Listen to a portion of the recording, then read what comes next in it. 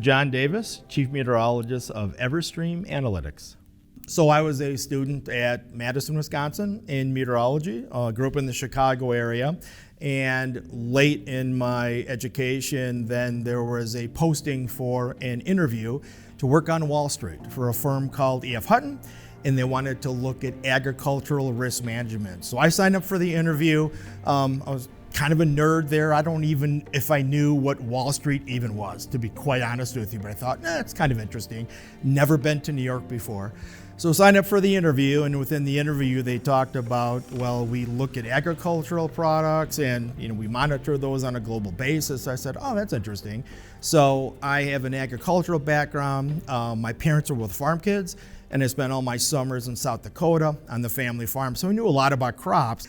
So that began 20 years with what became Citigroup at the time, doing agricultural risk management overall and looking at crops globally, how the weather affects agriculture. So it's really looking at all the major crop areas around the globe and monitoring them from a weather standpoint. That's both from a short-term standpoint, the next couple of weeks, looking at stress, whether it's the Midwest or Brazil and Argentina, or coffee freezes or citrus freezes in Florida, whatever that is, to intra-seasonal work. What are the probabilities of this summer, for example, having problems with heat and dryness for corn and soybeans, and basically assessing the risk of global agriculture. And most agricultural products, especially row crops, things like corn, soybeans, wheat, but softs, coffee, cocoa, sugar, just kind of all the main growing areas out there. The responsibilities were to assess those and predict overall what the probabilities were for risk. Are they headed toward problems? Does this look like a good growing season coming up? But it's really monitoring all agricultural areas out there. So we have a program where we have hourly data for like agricultural belts over 15 days in all the major areas of the world. And we specifically look at risk, and that's done by crop. And there's really not an area of the world where we can't get good data for. Some of it's satellite, but we get just mounds and mounds of data. Forecast data, observational data to assess what's happening now, and then the prediction of an area agriculturally is it headed toward problems. Is it stable?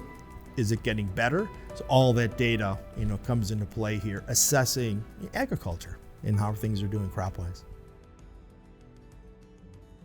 I think in the agricultural sector, number one, knowing agriculture, but knowing the specifics as, again, get back to applications, what type of weather, what type of climate impacts agriculture overall. And then step two, communicating that. How do you communicate at times some very sophisticated things and the relationship there as to what is the risk agriculturally? If you're talking about coffee freezes in Brazil or the Indian monsoon or things like that, and all clients out there, they have different levels of knowledge. Some are basically, meteorologists in training, they're really into weather. Some have no knowledge. You have to relate your communications to the overall client and their level. So communication is hugely, hugely important overall here. So knowledge of agriculture, communication, having the data available here to interpret that data for the end user. About as typical applied meteorology as you can possibly get, yeah.